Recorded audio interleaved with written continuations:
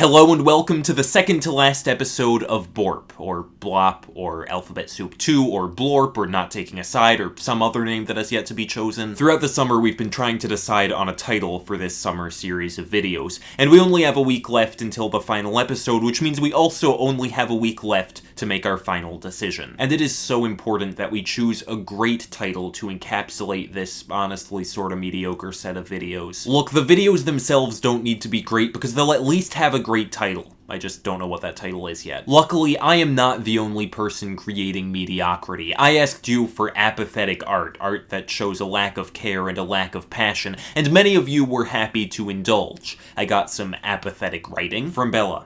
This is fine, we all thought. What else can we do, I said. We could do this, she said. Okay, we said. We did that. That just happened, he said. It did, she said. We won't do anything else, he said. She shrugged. From Zoa. Food hug leave. Come back? No? Now a strange come at me. Me kick but trap. Hot. Face wet. Megan sent an apathetic video from her childhood. Squeeze me! Well, I guess we have no other choice. That was easy. Now I'm a Kirby. And I received this S from Team BORP, which is not apathetic at all. This kind of S is cool and important, and I will never stop believing in its majesty. As of filming, BLOP is currently in the lead with 162 points, followed by BORP with 120.5 points, followed by a tie between Alphabet Soup 2 and BLORP with 3 points each. I'll show off some more of your creations next week, but I want to reflect a bit on this project before the final episode. I've been having a bit of a YouTube existential crisis these past few weeks, and I talked about that in a video, and some people seem to think that I was just losing my desire to do YouTube, which is not the case. What has changed in my relationship to YouTube since I was like 15 is that I now feel like I could stop making videos and it would be okay and my identity would be intact, which seems like a good change, but I don't want to stop. I think part of my insecurity with YouTube lately, honestly, has been numerical. Like, it's been partially about getting less likes and subscribers than I used to. My subscriber count hasn't really risen in around 2 years. And I've tried to convince myself that that is not part of my insecurity because I don't want to care about it,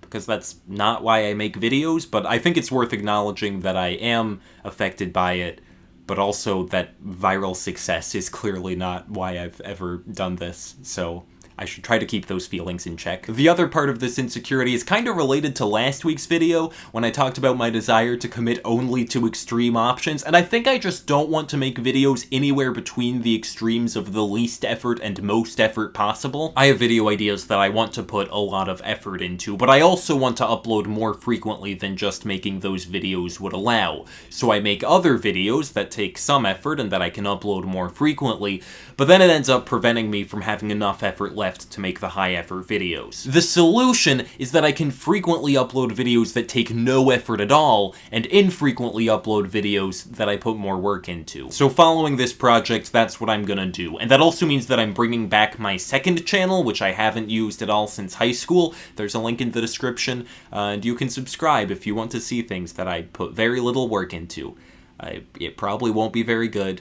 Maybe some iPhone vlogs, who knows? No effort on my second channel, lots of effort on this channel. That's what's happening after this project concludes next week. It seems like this summer, for a lot of you, has been filled with stress. From reading your comments, there's been a lot of change and uncertainty, so I want to take some time this week to relax. So for points this week, the last week in which you can score points for your team, leave a comment below telling me what relaxes you. And then do something relaxing for yourself and document it. Bonus points if that documentation also creates something relaxing for the people who view it. But it's not all relaxation, okay? This is the last week and it's gonna be intense. So also, you can do literally anything to try to convince me of any name at all. If there are any tasks from past weeks that you have not completed but that seem intriguing, I would encourage you to complete them, but you can also earn points by doing anything. You can beg, you can plead, you can bribe me, you can blackmail me.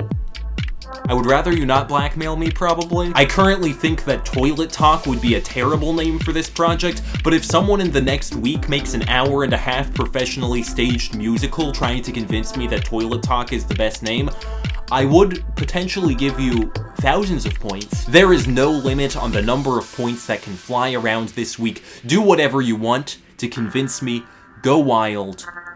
I'll see you next week.